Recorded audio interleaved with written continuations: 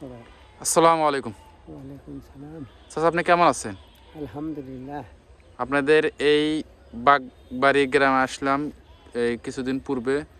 বেগম খালেদা জিয়া তিনি ইন্তেকাল করেছেন, সেই জন্য আপনাদের এই গ্রামে আসা। শহীদ জিয়াউর রহমানের পরিবার এবং তার স্ত্রী বেগম খালেদা জিয়া কেমন ব্যক্তিরা তারা ছিলেন? ভালো মানুষ ছিল তারা। ভালো মানুষ ছিলেন। আপনি তো শহীদ প্রেসিডেন্ট জিয়াউর রহমানকে দেখেছেন, যেহেতু আপনার বয়স অনেক। বয়স অনেক না, তারা আমার অনেক বড়। দেখছি, ছোটোবেলাও দেখছি। আবার আমার ছোটোবেলা যখন ওই পড়াশোনা অবস্থা আর ওই ক্যাপ্টেন যখন ছিল, সেনাবাহিনীর ক্যাপ্টেন। হ্যাঁ, সেই সময় আসছিল আর কি, মাঝে মাঝে আসতে। আর এই প্রেসিডেন্ট হওয়ার পরে একবার এটি প্রোগ্রাম করছিল, আওয়ামী লীগ সরকার করছিল, ওরা ভারতের লোক। শহীদ জিয়াউর রহমান প্রেসিডেন্টকে বলছিল তিনি ভারতের লোক, কিন্তু একজন ছিলেন দেশপ্রেমিক। দেশপ্রেমিক। এখানে আসছিল, আমার এক দাদা ছিল আর কি, ওর সম্পর্কে দাদা হয়। ওর আব্বারা, তারা চাচা চাচুরা যারা, তখন তো চিঠি আদার মধ্যে, হ্যাঁ, চিঠির মাধ্যমে সব কিছু প্রেরণ করা হতো। ওই সেই দাদার কাছে চিঠি দিচ্ছিল তারা।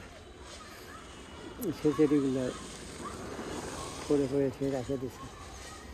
তো বলতেছে যে তুমি ভারতের লোক না বাগবাড়ির লোক, বাংলাদেশের লোক, ঠিক আছে, তুমি প্রোগ্রাম করো এখানে বাগবাড়ি আসার জন্য। তোমার যারা বলে তাদেরকে সঙ্গে নিয়ে এসো। ভারতের লোক না কোন জায়গায় তো প্রোগ্রাম করে আসে আনতো।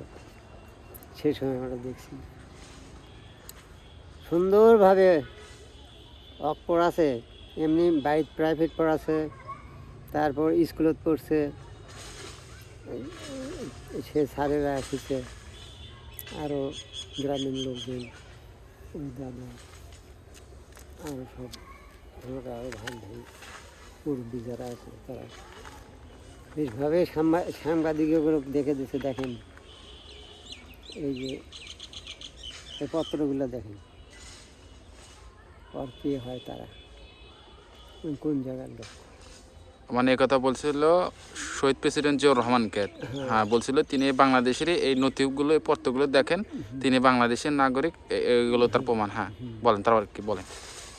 ওইভাবে তো প্রোগ্রামটা ওই স্কুলে, ওই সামনে যে একটা স্কুল, হ্যাঁ, এখন যে খেলার কলেজ আছে, হ্যাঁ, কলেজ আছে, আগে খেলার মাঠ ছিল, হ্যাঁ, ওখানে হেলিকপ্টার নেমছে, ওখান থেকে ওই স্কুলে তুলছে, ওই হ্যাঁ। তুলে ওই সাংবাদিকের সাথে ইয়ে করে, তারপর ওর থেকে হেঁটে বাসা হলো ওই যে কয়েকটা বাড়ি পরে, হ্যাঁ, হ্যাঁ, তার বাসা।